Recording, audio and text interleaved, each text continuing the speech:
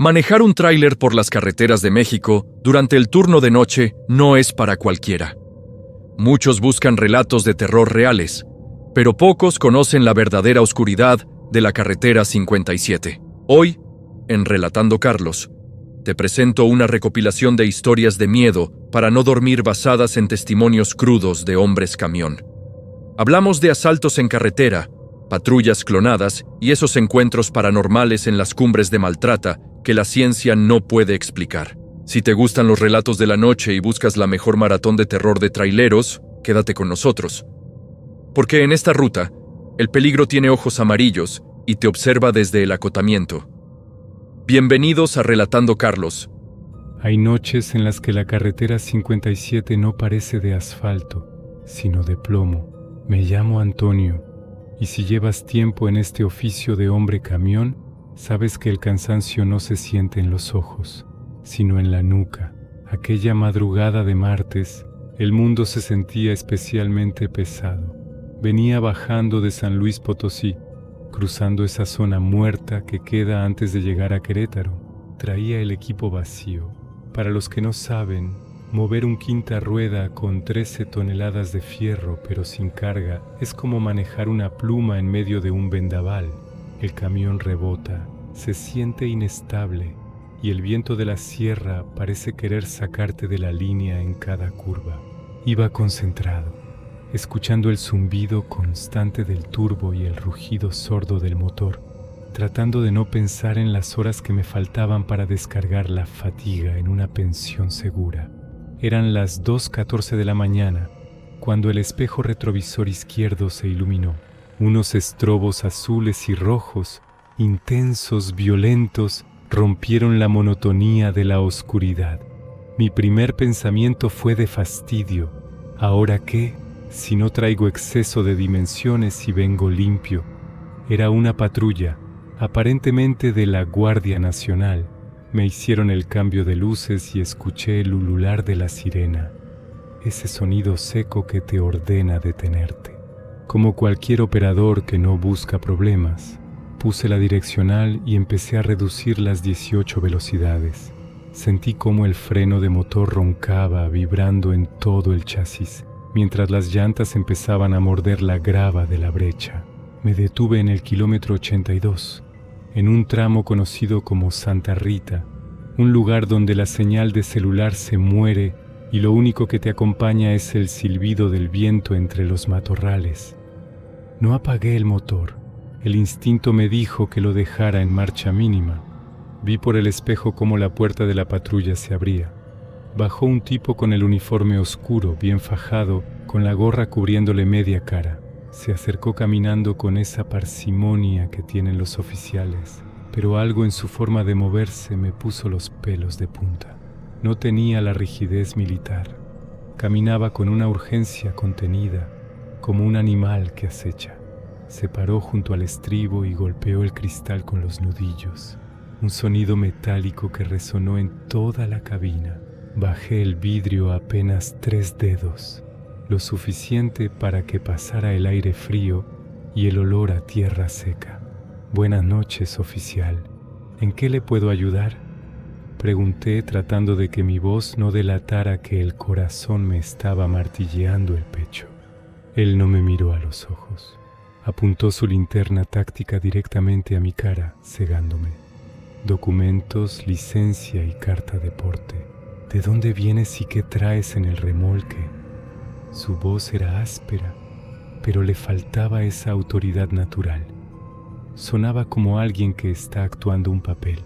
Mientras yo buscaba la carpeta en el asiento del copiloto, él cometió un error. Bajó la linterna un segundo para acomodarse el cinturón. Fue ahí cuando la luz iluminó la parte baja de su uniforme.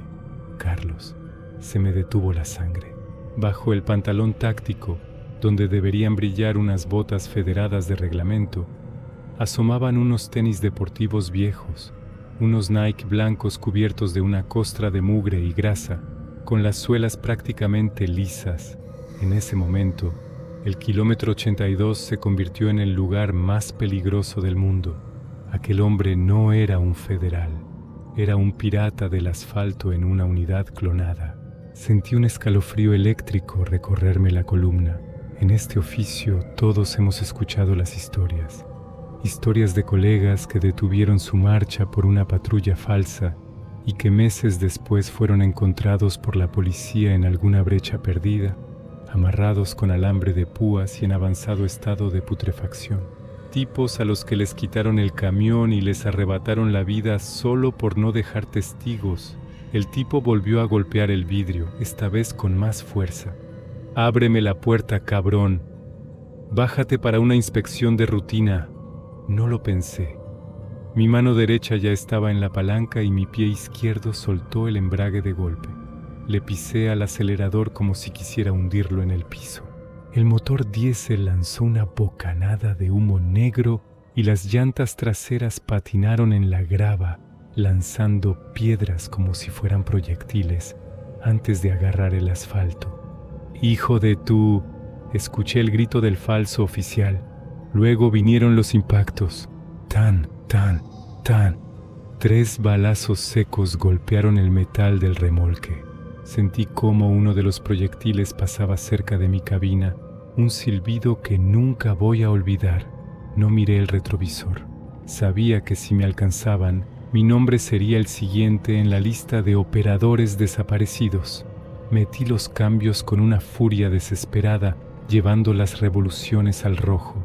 El tráiler vacío saltaba sobre las imperfecciones de la carretera, amenazando con volcarse en cada volantazo, pero no iba a frenar. Prefería morir estrellado que entregado a esos carniceros.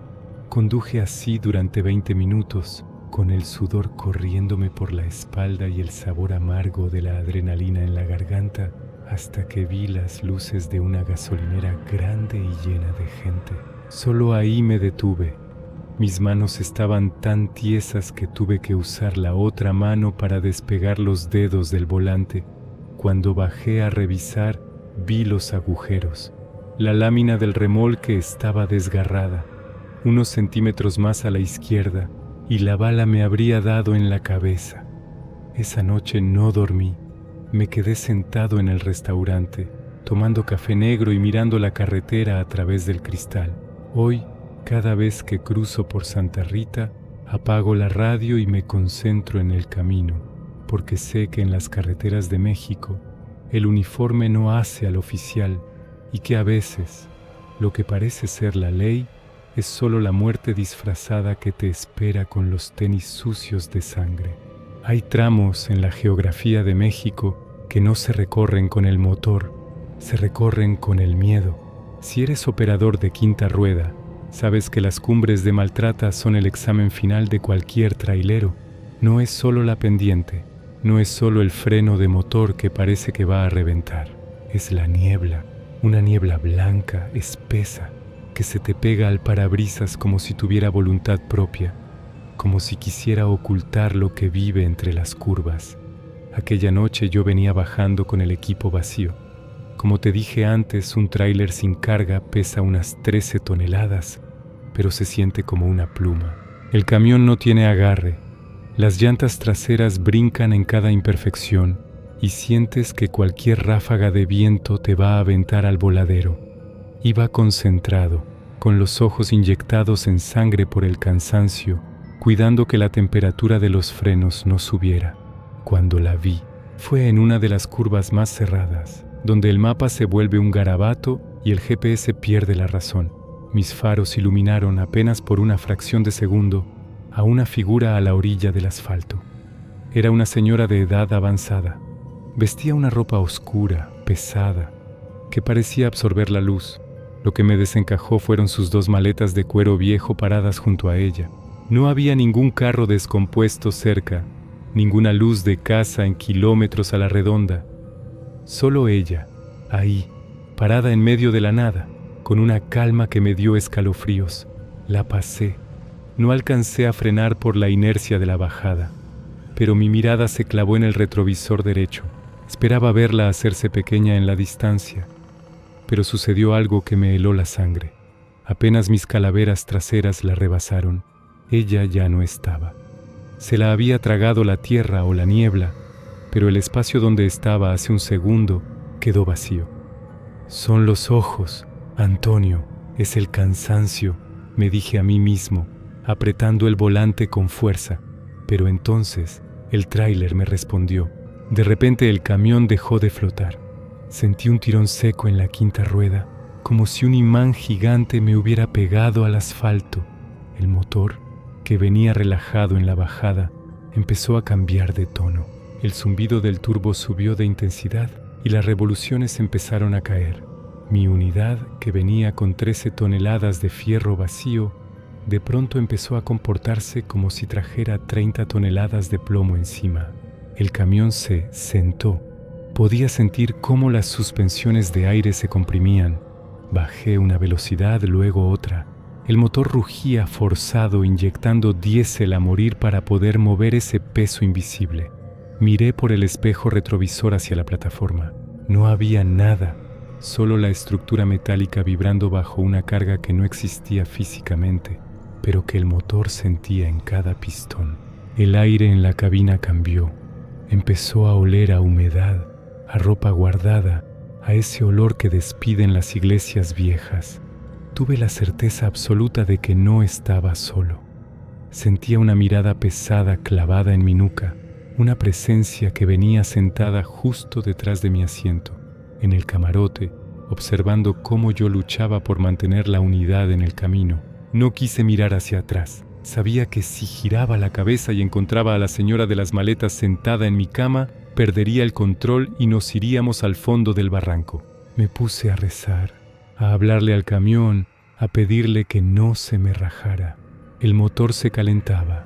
La aguja de la temperatura subía peligrosamente mientras yo seguía bajando marchas, de décima a octava, de octava a sexta, en una bajada donde debería ir volando. Fueron los 10 kilómetros más largos de mi vida. Al llegar a la zona donde la niebla se disipa y la carretera empieza a planear, sentí un golpe seco, un alivio súbito. El tráiler dio un brinco, como si le hubieran cortado las cadenas que lo amarraban al suelo. El motor se liberó, las revoluciones subieron de golpe y la unidad volvió a ser esa pluma inestable de 13 toneladas. Me detuve en la primera zona de descanso que encontré. Bajé de la cabina temblando, con las piernas de trapo. Agarré mi linterna y revisé la quinta rueda y la plataforma. No había nada, Carlos, ni rastro de nadie. Pero cuando regresé a la cabina y encendí la luz interior, vi algo que me hizo querer dejar el oficio ese mismo instante. Sobre la colcha del camarote, ahí donde yo nunca dejo nada mientras manejo, había un rastro de humedad con la forma perfecta de 2 maletas pesadas, y en el centro de la cama, una pequeña mancha de tierra negra, de esa que solo se encuentra en los cementerios de la sierra. Muchos dicen que en Maltrata se aparecen fantasmas para pedir aventón. Yo te digo que no piden aventón. Ellos se cobran el paso con tu motor y con tu vida. Desde esa noche, nunca más viajo solo por las cumbres, si no traigo una luz bendita en el tablero, porque la carga más pesada no es la que te pagan, sino la que se sube sin permiso en medio de la niebla. Hay zonas en la Huasteca Potosina donde el tiempo parece espesarse, donde la selva no es solo vegetación, sino un muro de ojos que te observan pasar. Si eres operador de carga pesada, sabes que cruzar esas carreteras de noche es entrar en un reino que no nos pertenece. Me llamo Gerardo, y lo que viví hace 3 años cerca de la zona de Xilitla me cambió la forma de ver la oscuridad. Ya no busco fantasmas, ahora busco sombras que respiran. Venía manejando un Kenworth con una caja refrigerada. Traía carga crítica, así que no podía darme el lujo de dormir en una pensión establecida.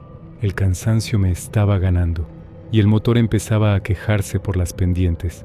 Decidí orillarme en un paradero improvisado, uno de esos acotamientos anchos que los traileros usamos cuando el cuerpo ya no responde. No había luces, no había señal de radio, solo el zumbido del Thermo King, manteniendo la temperatura de la carga y el calor húmedo de la noche potosina filtrándose por las ventilas. Apagué las luces principales y dejé solo las de posición. El silencio en esa zona es absoluto.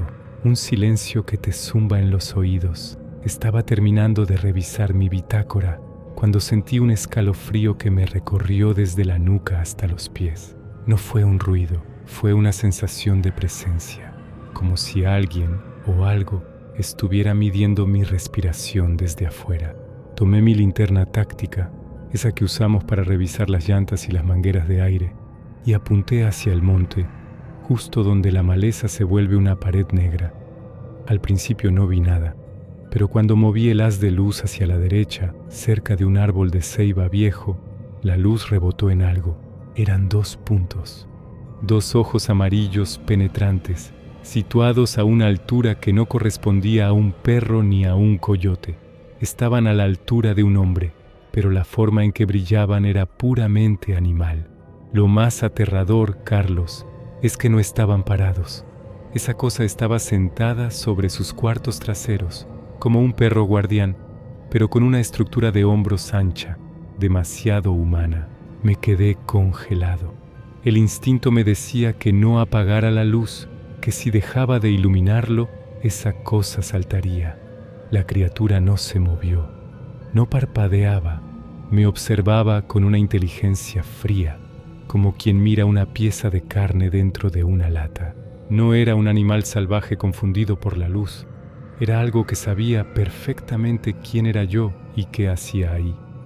Era un náhuatl, uno de esos de los que los viejos traileros hablan en las cafeterías de la 57, pero que uno nunca cree hasta que los tiene a 5 metros.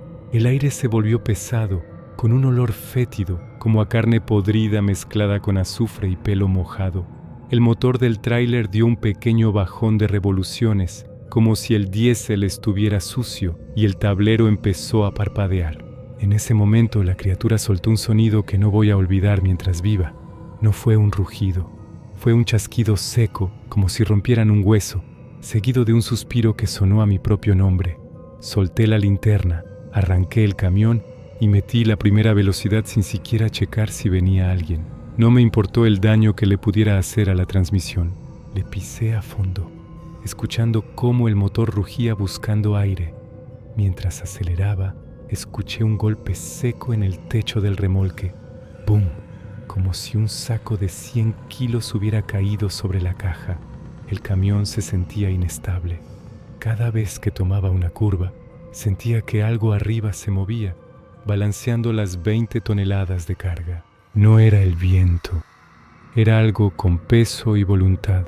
Conduje sin detenerme, con el sudor empapando la camisa y el rosario apretado en la mano izquierda, hasta que llegué a la primera caseta de cobro, ya cerca de Ciudad Valles. Cuando bajé de la cabina, el cajero me miró con la cara pálida. «Oye, jefe, ¿traes a alguien arriba?», me preguntó con la voz temblorosa. Me subí a la defensa y apunté con la linterna hacia el techo de la unidad. El corazón se me salió del pecho. No había nadie, pero sobre el metal blanco del remolque, justo arriba de la cabina, había marcas. No eran huellas de zapatos, eran marcas de garras largas, profundas, que habían desgarrado la lámina como si fuera papel. Y lo peor no era eso. En el centro del techo había una mancha de un aceite negro y viscoso que todavía humeaba, dejando ese mismo olor a muerte que sentí en el monte.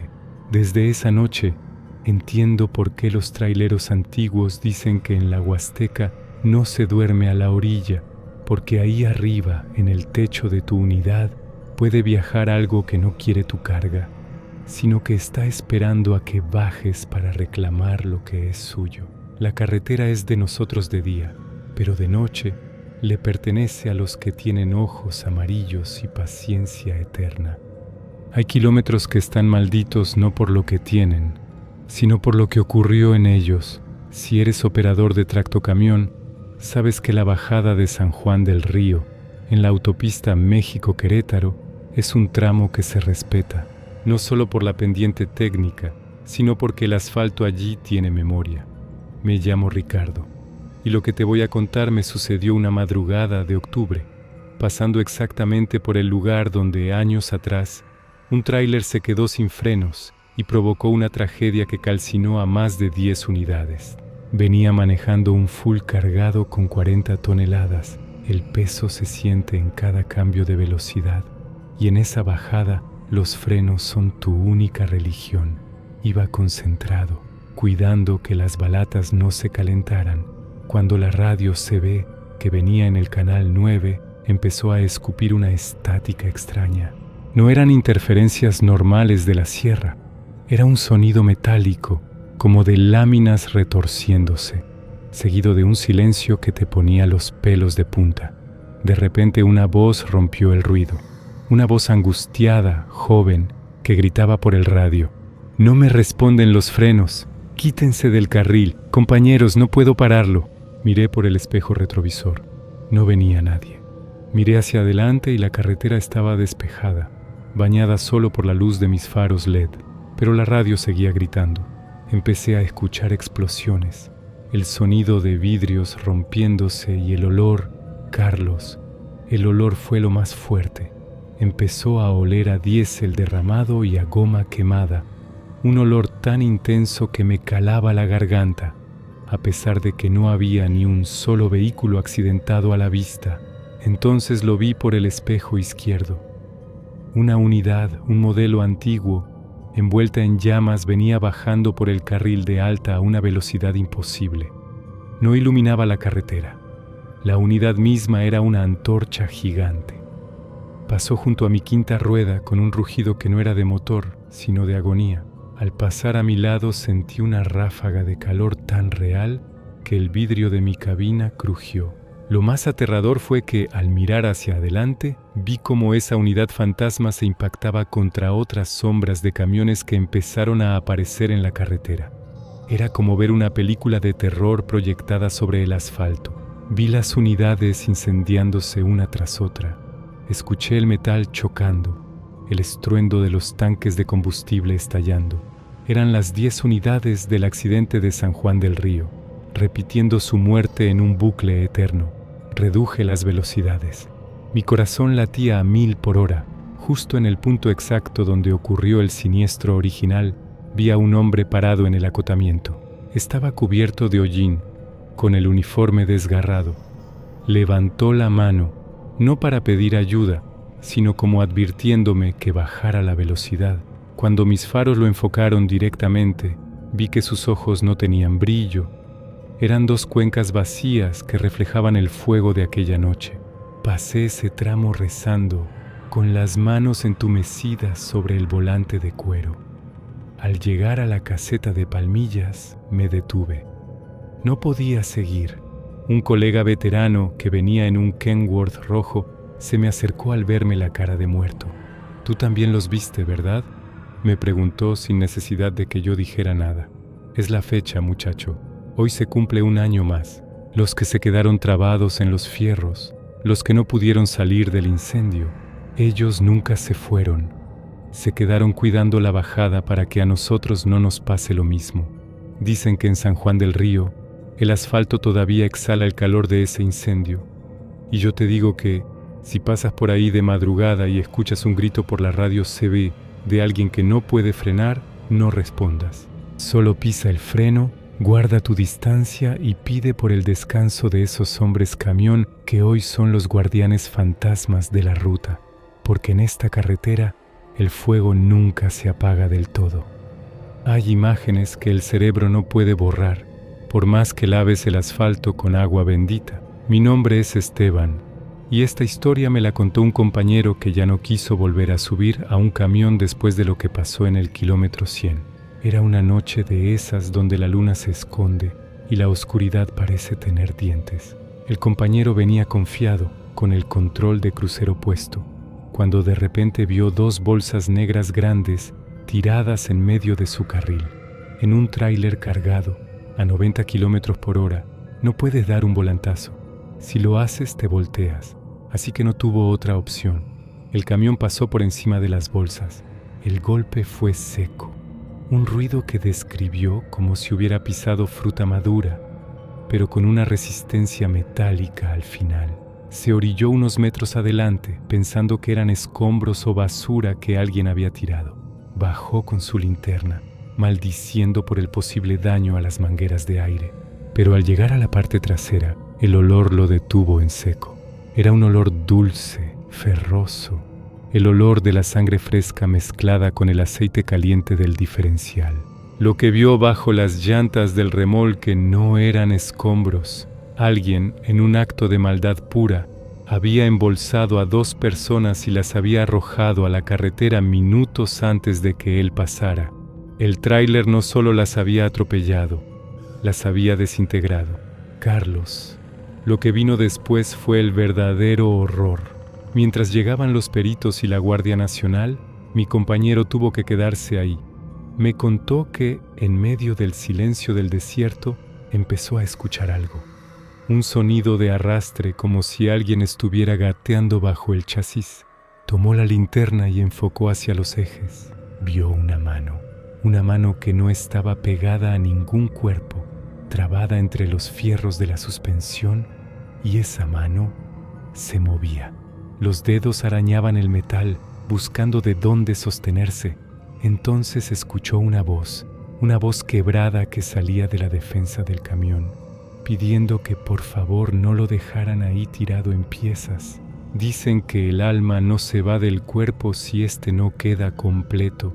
Mi amigo tuvo que ver cómo los peritos levantaban pieza por pieza lo que quedaba de esas personas esparcidas por 200 metros de asfalto.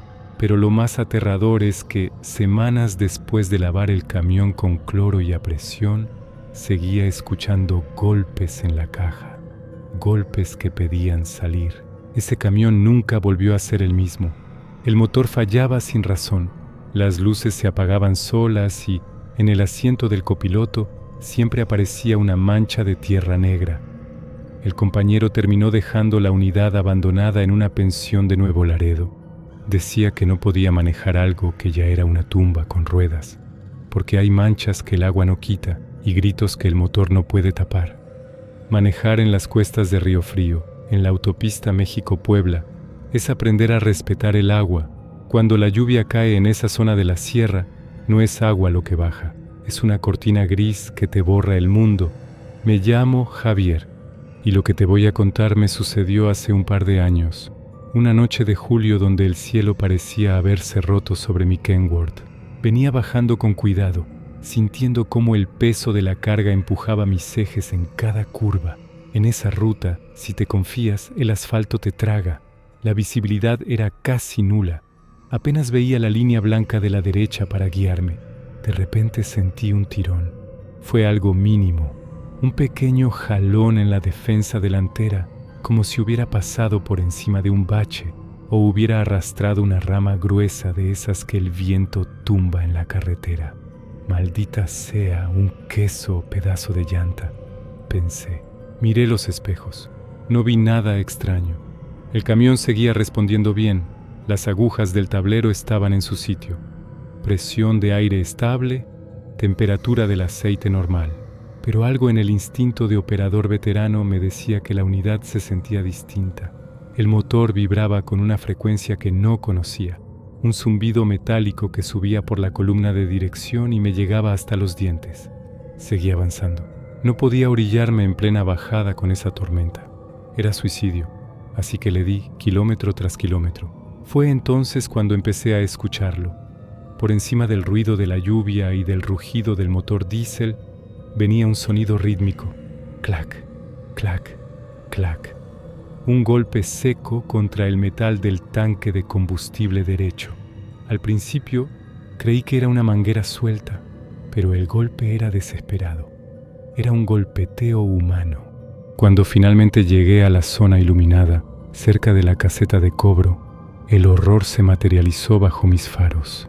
Me bajé con el impermeable puesto y la linterna táctica en la mano, esperando ver un daño en la defensa. Lo que vi me hizo doblar las rodillas. Incrustada en el chasis, justo debajo del radiador y doblada como si fuera de papel, estaba una motocicleta deportiva negra. Pero lo peor no era la máquina. Debajo de mi unidad, atrapado entre el eje delantero y el tanque de diésel, estaba el piloto. Su traje de cuero negro estaba desgarrado, fundido con el metal caliente. Durante esos 200 metros de arrastre, o quizá fueron kilómetros, no lo sé, aquel hombre había estado vivo. Él era el que golpeaba, El clac-clac que yo escuchaba era su casco chocando contra mi tanque, mientras sus manos arañaban el chasis buscando desesperadamente que yo me detuviera.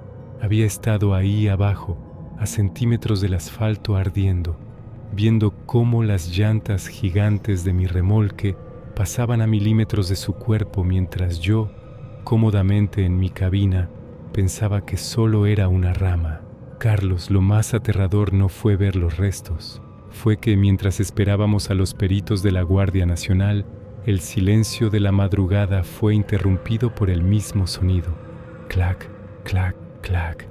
El tanque de diésel volvió a sonar 3 veces, con la misma fuerza que antes, a pesar de que el cuerpo del motociclista ya estaba cubierto por una sábana blanca a 10 metros del camión. Desde esa noche dejé la ruta de Puebla. No pude volver a subirme a ese Kenworth, porque cada vez que el motor llegaba a las 1500 revoluciones, el tanque derecho empezaba a sonar. Era él, el caballero negro, seguía ahí abajo, recordándome que durante kilómetros su única esperanza fue que yo tuviera la humanidad de frenar, y yo simplemente seguía acelerando. Hoy, cuando paso por Río Frío, apago el estéreo. Necesito escuchar el chasis, porque sé que en la carretera a veces el ruido más pequeño es el grito más desesperado de alguien que se niega a morir solo bajo tus llantas.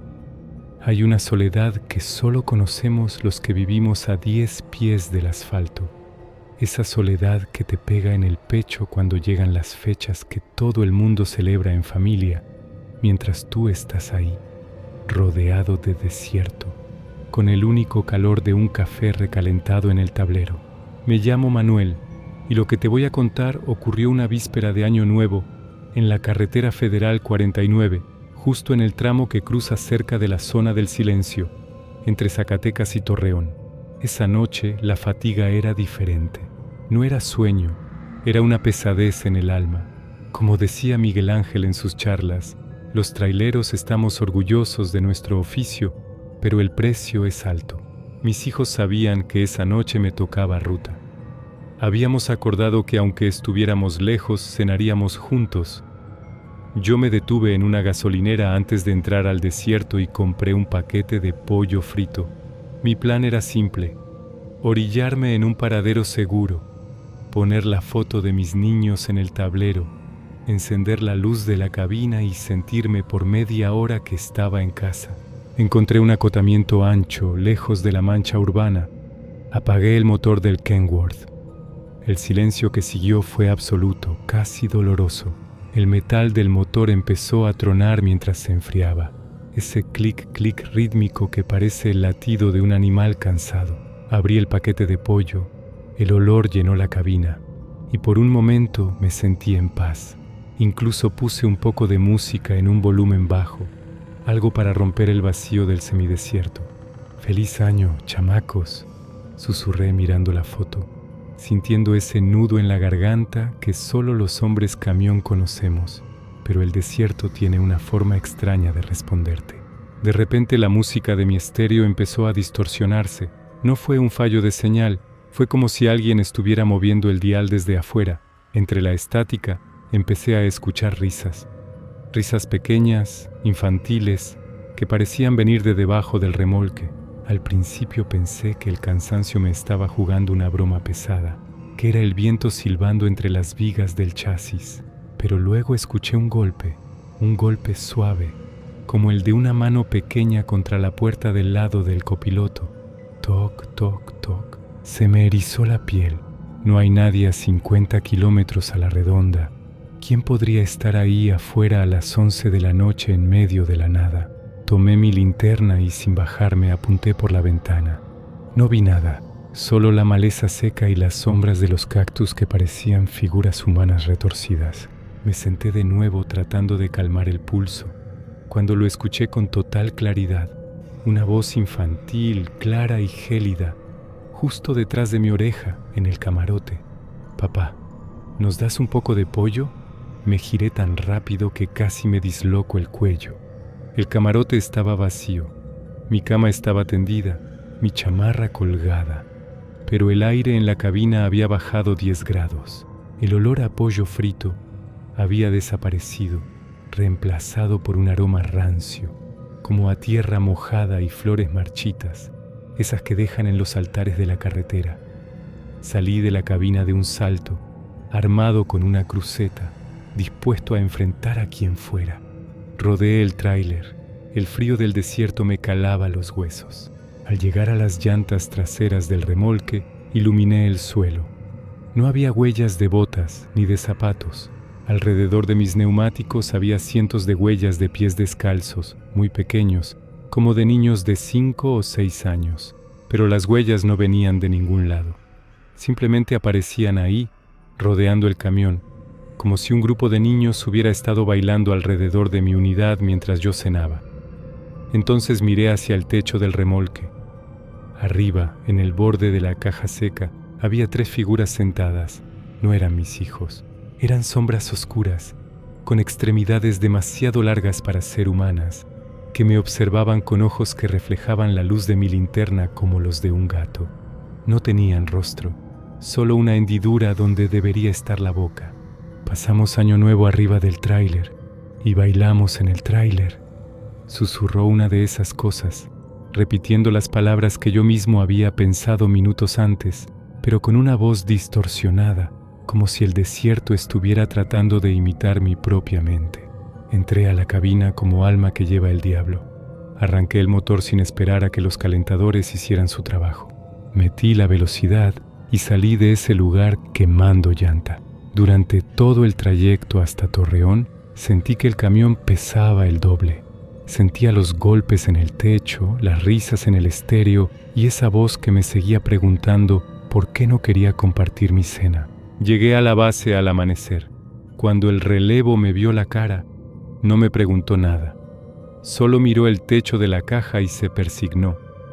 Había marcas de manos de tierra por toda la unidad, manos pequeñas que subían desde las llantas hasta el copete. Esa noche aprendí que en la Federal 49, cuando estás solo y celebras, siempre hay alguien escuchando. Alguien que no tiene familia, que no tiene casa, y que busca cualquier chispa de calor humano para recordar lo que es estar vivo. Desde entonces, mis cenas de Navidad las paso en gasolineras iluminadas, rodeado de gente, porque en el desierto los invitados nunca vienen solos y nunca se llenan con comida. Muchos hablan de la velocidad en la carretera, de los caballos de fuerza y de llegar a tiempo al destino, pero muy pocos hablan del cansancio. Ese enemigo silencioso que no se combate con café cargado, ni con música a todo volumen, ni bajando la ventana para que el aire frío de la sierra te golpee la cara. En este oficio de hombre camión llega un punto, siempre después de la medianoche, en esa hora donde el mundo parece detenerse, en el que el sueño deja de ser una simple sensación física y se convierte en una presencia. Los viejos tráileros, los que ya tienen el asfalto tatuado en la piel, le llaman el perro blanco. Esa alucinación visual que se te atraviesa en la carretera cuando los ojos ya no dan más. Una sombra, un animal, un bulto que te obliga a dar un volantazo que podría ser el último. Pero lo que me pasó a mí en el Arco Norte, en el tramo traicionero que va de Tula rumbo a Puebla, no fue una alucinación por fatiga. Fue un relevo, y te aseguro que no pertenecía a este mundo. Venía manejando un Kenworth T780, una unidad nueva, con asientos de aire, silenciosa, quizá demasiado cómoda. El exceso de confort es una trampa mortal cuando el cuerpo viene molido por horas de asfalto, cuando la vibración del motor se vuelve un arrullo. Eran cerca de las 3 de la mañana, la hora maldita. El momento en que la mente empieza a traicionarte. El tablero digital marcaba que la presión de aceite y la temperatura eran perfectas, pero mis reflejos decían otra cosa. Los párpados me pesaban como si llevaran plomo. El carril se volvió un túnel infinito, una cinta gris que me hipnotizaba. Entré en ese estado donde ya no sabes si estás despierto o si simplemente estás avanzando por inercia, por pura costumbre de camionero. Entonces lo sentí. Un movimiento sutil a mi derecha. El asiento del copiloto de un trailero siempre es un caos. Papeles de la carta de porte, la mochila, la hielera con agua. Pero esa noche, al girar la cabeza apenas unos grados, Vi a un hombre sentado ahí. No era una sombra borrosa. Llevaba una chamarra térmica azul, de esas desgastadas por el uso en la sierra, y una gorra de una empresa de logística que yo conocía demasiado bien porque muchos amigos trabajaron ahí. Dale tranquilo, pareja. Yo te checo el lado derecho. Tú mantén la línea, me dijo. Su voz no salió de su garganta. Parecía que resonaba directamente dentro de mi cabina, con una paz profunda que me quitó el miedo de golpe. En ese nivel de fatiga extrema, el cerebro acepta lo imposible. Pensé de forma absurda que tal vez le había dado aventón a algún colega en la última gasolinera y que mi mente, nublada por el sueño, simplemente había borrado el recuerdo. Empezamos a platicar.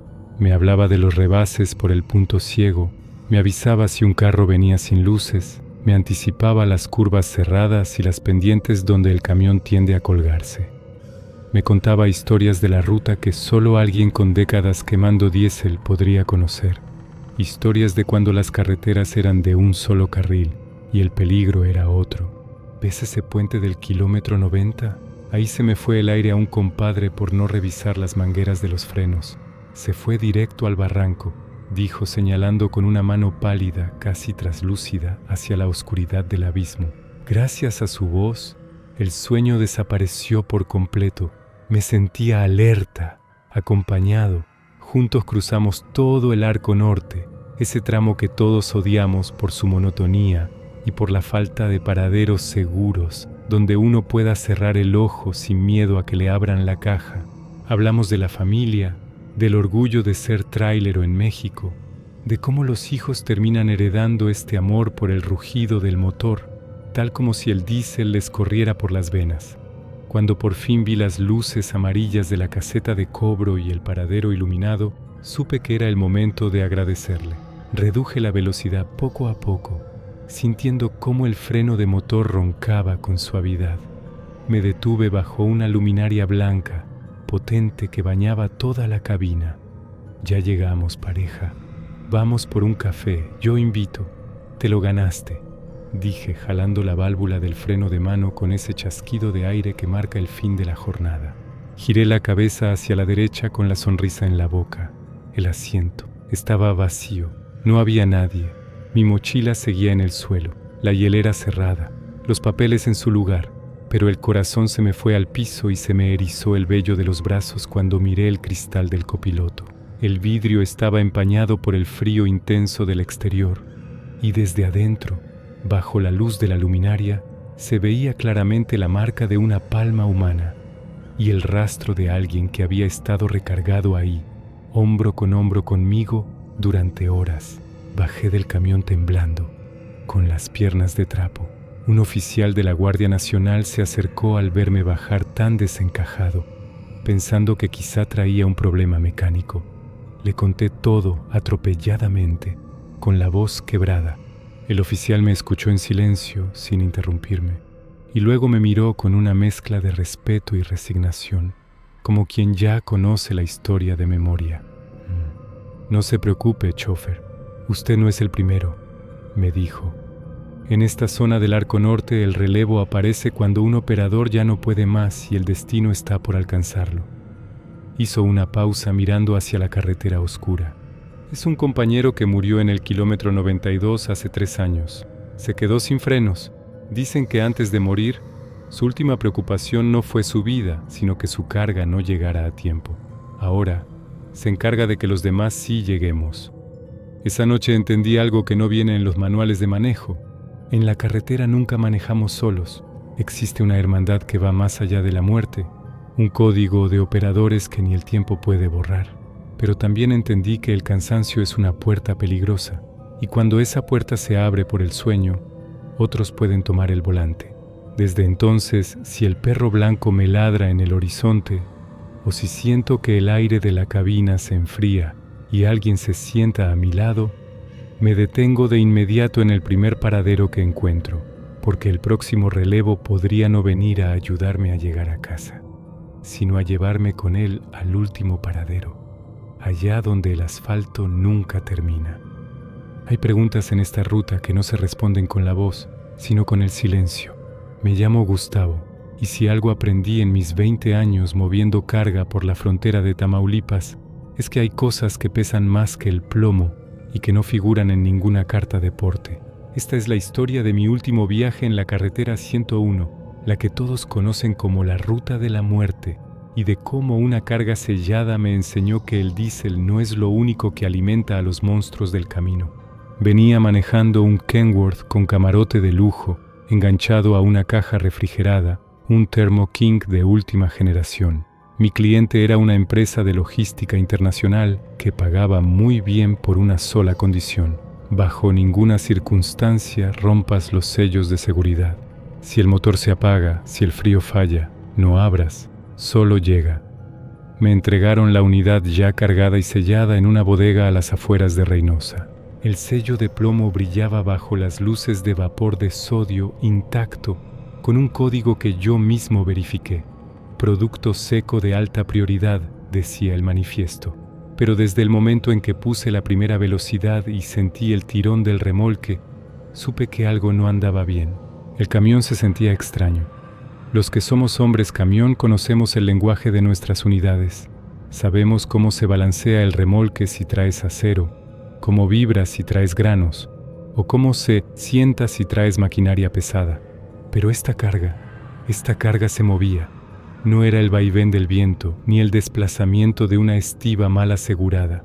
Eran movimientos erráticos, golpes secos contra las paredes de la caja que sentía directamente en la quinta rueda. Eran las 2 de la mañana cuando crucé el tramo más desolado de la 101. La luna era una uña blanca en un cielo negro como el aceite. De repente el indicador del Thermo King en mi tablero empezó a parpadear en rojo. Falla de flujo de aire. Si la temperatura subía, la carga se perdía y mi contrato se anulaba. Me orillé en un paradero que parecía un cementerio de llantas viejas, un lugar donde la luz de la luna no alcanzaba a iluminar el fondo de la brecha. Bajé del camión con mi linterna táctica, sintiendo el crujir de la grava bajo mis botas. El motor del refrigerador hacía un ruido extraño, un jadeo metálico. Me acerqué a la parte trasera para revisar los sellos. Estaban ahí, el plomo no había sido tocado. El cable de acero estaba tenso, pero al acercar el oído a la puerta de acero inoxidable, el corazón se me detuvo. No era el zumbido de los ventiladores, era el sonido de una respiración. Múltiples respiraciones, agitadas, rasposas, como si un grupo de personas estuviera luchando por un hilo de aire dentro de una caja sellada al vacío. ¿Hay alguien ahí?, pregunté y mi propia voz me sonó ajena, pequeña en medio del desierto. El silencio que siguió fue más aterrador que cualquier grito. Y luego, un golpe. ¡Boom! Un impacto violento desde adentro, justo a la altura de mi cara. La lámina del remolque vibró. Y después, una voz. No era una voz humana, era un susurro que parecía hecho de 1000 voces entrelazadas. Una frecuencia que no debería existir. Gustavo, abre. Tenemos hambre de frío. Me quedé paralizado. ¿Cómo sabían mi nombre? Revisé de nuevo los sellos. Seguían intactos. Era físicamente imposible que hubiera alguien adentro sin haber roto el acero. Recordé lo que Miguel Ángel contaba sobre los colegas que encuentran amarrados y en estado de putrefacción. Pensé que quizá me estaban cazando, que era una trampa de la maña. Pero no había luces, ni camionetas, ni patrullas clonadas. Solo yo, mi Kenworth y esa cosa que respiraba dentro de mi carga. De pronto un sedán negro, viejo, sin luces, apareció en la carretera y se detuvo a unos metros. De él bajó un hombre vestido con un traje impecable, demasiado elegante para ese desierto de polvo. Caminó hacia mí con una sonrisa que no le llegaba a los ojos. No traía armas, pero su presencia pesaba más que mi tráiler cargado. Problemas con el frío, ¿verdad, chofer?, dijo, y su voz tenía el mismo matiz que la que escuché dentro de la caja. No te preocupes por lo que hay dentro, tú solo eres el transporte. El mundo necesita que ciertas cosas se muevan en la oscuridad. Me preguntó exactamente lo que decía la transcripción de aquellos encuentros en la brecha. ¿Qué cargas, Gustavo? Piénsalo bien antes de responder. porque lo que traes ahí atrás no es mercancía. Es una deuda que tu gremio tiene con nosotros desde hace mucho tiempo. No supe qué responder. El miedo me había sellado la garganta. El hombre se acercó a la caja, puso su mano sobre el sello de seguridad y sin romperlo, su mano pareció atravesar el metal. Escuché un suspiro de alivio que venía desde el interior del remolque, un sonido de satisfacción que me revolvió el estómago. «Sigue manejando», ordenó, «y por lo que más quieras no mires por el retrovisor cuando pases por el kilómetro 100. Hay pasajeros que no pagan boleto pero que exigen atención». Subí a la cabina como un autómata. Mis manos temblaban tanto que me costó meter la velocidad. El camión ahora pesaba el doble. El motor rugía, forzado, inyectando diésel a una tasa que el tablero digital no podía calcular. Las 18 velocidades se sentían cortas para el lastre invisible que arrastraba. Al pasar por el kilómetro 100, a pesar de la advertencia, mi mirada se desvió al espejo derecho. Carlos, te juro por la memoria de mis padres que lo que vi me perseguirá hasta la tumba. Sobre el techo de mi remolque, agarrados de los bordes con manos largas y cenicientas, iban decenas de figuras. Parecían niños, pero sus rostros eran ancianos, consumidos. No tenían ojos, solo cuencas negras que goteaban ese aceite viscoso del que hablan los operadores de la Huasteca. Venían bailando sobre la caja, celebrando su viaje hacia la frontera. Llegué al destino al amanecer. Era una bodega sin rótulos, custodiada por hombres que no parecían soldados ni civiles. Me ordenaron bajar y entregar las llaves. Antes de irme, uno de ellos revisó los sellos. «Están intactos, chofer. Buen trabajo». Pero cuando el montacargas abrió las puertas y la primera ráfaga de aire frío salió del remolque, vi el interior. La caja estaba completamente vacía. No había palets, ni cajas, ni producto seco. Solo había una cosa. En el techo de aluminio, perfectamente marcadas con hollín y sangre seca, había miles de huellas de manos pequeñas y un mensaje escrito con una caligrafía perfecta que decía: «Gracias por el relevo, Gustavo. Nos vemos en el próximo turno de noche». Ese día dejé las llaves sobre el escritorio del despachador y no volví a tocar un volante. Hoy vivo lejos de las carreteras, en un lugar donde no se escucha el rugido de los motores diésel, pero cada vez que escucho un camión frenar con motor a la distancia, o cuando siento el aire frío de un refrigerador, cierro los ojos y rezo, porque sé que en las carreteras de México las cajas selladas nunca están realmente vacías. Siempre hay alguien o algo esperando que un hombre camión tenga el valor o la mala suerte de llevarlos a su destino final. La gente cree que el camino termina cuando apagas el motor y entregas las llaves en la base, pero los que somos hombres camión sabemos que la carretera nunca te suelta del todo. Te llevas el zumbido de los neumáticos en los oídos, el olor a diésel en la ropa y a veces te llevas voces que no deberían estar ahí. Me llamo Sergio y después de 30 años recorriendo las arterias de México, desde la frontera de Laredo hasta las selvas de Chiapas, decidí que era hora de jubilarme. Pero mi última ruta por la carretera 57 me dejó claro que en este oficio la jubilación es solo un relevo más. Esa última noche el clima estaba extraño. Había una calma tensa en el ambiente, de esas que te avisan que algo se está cocinando en el horizonte. Venía manejando un Kenworth ya entrado en años, pero noble, de esos que todavía te avisan con una vibración en el volante si algo no anda bien. Traía el equipo vacío, unas 13 toneladas de fierro que rebotaban en cada imperfección del asfalto. El cansancio no era físico, era esa nostalgia de saber que cada kilómetro que avanzaba era uno menos en mi carrera profesional. Iba pensando en lo que decía Miguel Ángel sobre el orgullo. Me sentía satisfecho. Mis hijos, a pesar de mis ausencias, se contagiaron de este amor por los motores. Sabían lo que era pasar una Navidad cenando pollo frito en el camarote, con el motor en marcha mínima para no congelarse, bailando un poco de música para espantar la soledad. Ese es el precio del asfalto. un precio que pagamos con gusto, pero que nos va desgastando pieza por pieza. Eran las 3 de la mañana cuando crucé el tramo de San Luis Potosí. De repente, la radio CB, que siempre llevaba en el canal 9 para emergencias, empezó a emitir una señal extrañamente nítida. No era la estática habitual ni los gritos de los compañeros avisando de una patrulla. Era una voz que sonaba como si hablara desde el fondo de un pozo, pero con una autoridad que me hizo enderezar la espalda. Sergio, reduce a décima. Viene una mancha de aceite en la curva del kilómetro 142. No te confíes del equipo vacío. Ya sabes que el Kenworth se te puede colear. Me quedé helado. ¿Quién era ese que conocía mi nombre y mi unidad? Miré por el retrovisor. Miré hacia adelante. La 57 estaba desierta. Solo la luz de mis faros cortando la oscuridad. ¿Quién habla? ¿Quién anda por la frecuencia?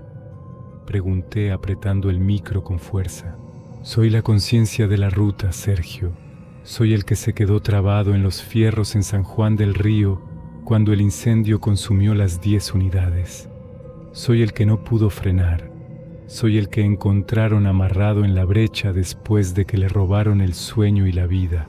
Soy todos los que dejamos la última bitácora incompleta, respondió la voz, y sentí que la temperatura en la cabina bajaba de golpe, empañando el parabrisas desde adentro. Entonces la carretera cambió. A lo largo del acotamiento empecé a ver luces. No eran luces de mercurio ni linternas. Eran pequeñas flamas azules, cientos de ellas marcando el camino. En cada flama había una figura. Vi a un hombre con el traje de motociclista negro, el que fue arrastrado por kilómetros. Vi a la señora de las maletas de maltrata saludando con una mano traslúcida. Vi a los niños de la zona del silencio corriendo a la par de mis neumáticos. La voz en la radio siguió hablando, y cada palabra se sentía como un martillazo en el alma. Me habló de la importancia de la conciencia, de que no somos los únicos en la carretera. Me recordó que cada vez que un trailero acelera para ganar unos minutos, está tentando a los que ya no tienen tiempo. Me habló de la hermandad del diésel, de ese hilo invisible que nos une a todos los que decidimos vivir entre el cielo y el pavimento. Hoy te vas, Sergio. Te jubilas, pero te llevas nuestros relatos contigo. Cuéntales a los nuevos que la carretera tiene memoria. Diles que respeten el cansancio, que escuchen al motor, porque cuando el fierro habla, es la vida la que está tratando de salvarse. El camión empezó a vibrar de una manera extraña, como si miles de manos invisibles estuvieran empujando el remolque para ayudarme a subir la pendiente. La radio se llenó de risas, de llantos, de ruidos de motores viejos y de frenos de aire. Era un desfile fantasmagórico, una procesión de todos los que se quedaron en el camino.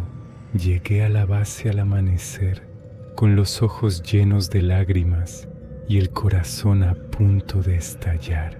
Cuando puse el freno de mano por última vez y el aire escapó de las válvulas con ese suspiro final, supe que no me iba solo.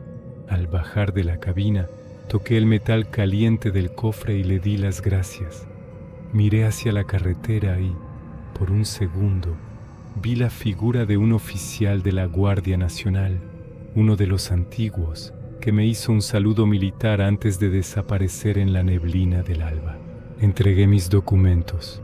El despachador, un tipo joven que apenas sabía lo que era un cambio de doble tracción, me miró curioso. ¿Le pasó algo, don Sergio? Viene muy pálido. No le dije nada. Solo le entregué mi bitácora. En la última página, donde debía ir mi firma, alguien o algo había dibujado una pequeña carretera que se perdía en el infinito y una frase escrita con una letra que parecía humo. Conciencia sobre todo, compañero, buena ruta. Hoy, sentado en mi porche, lejos del ruido de las cajas y los remolques, todavía escucho el canal 9 en mi mente, porque la carretera no es solo asfalto y diésel, es un libro escrito con la sangre y el orgullo de los que nunca volvieron. Y mientras haya un hombre camión manejando de noche, estos relatos seguirán vivos, recordándonos que en el camino nunca, absolutamente nunca, manejamos solos.